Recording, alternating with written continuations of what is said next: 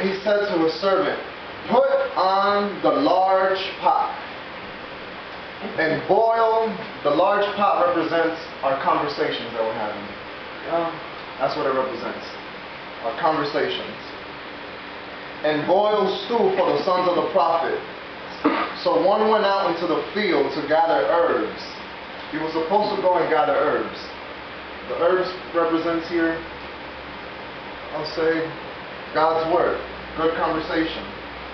But he was supposed to go find herbs and found a wild vine and gathered from it a lap full of wild gourds and came and sliced them into the pot of the stew, though they did not know what they were. You know that sometimes people come up to you and talk to you and they're talking to you and they just throw like a venom under what they're saying. And you're like, you fine.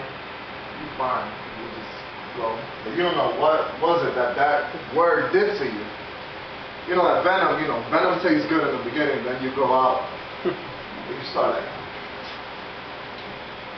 slowly dying. Then they served it to the men to eat it. Now it happened as they were eating the stew that they cried out and said, Man of God, there is death in the pot. And they could not eat it.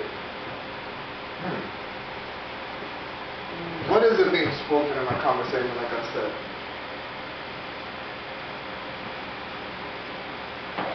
We live in a society that is intellectually dead. Like I have friends, and one of my friends, all he talks about is just girls. So how many girls he can get. Got friends, all he talks about is just basketball. I got a friend that all he talks about is the past. You remember when we did this and that and that? And all he talks about is the past. You remember? He has no future. Like he looks forward to no future. All he talks about is the past. You remember when we used to go out and drink and get the girls and this and that? There's no vitality in our speech. Even as Christians, we're saying nothing positive, nothing nice. I have friends that speak about cars, because they love cars. But is Jesus a hot topic in our lives? Are we talking about Jesus? Is Jesus in our conversations nowadays? Hallelujah. Is he? Is Jesus a part of our daily conversation?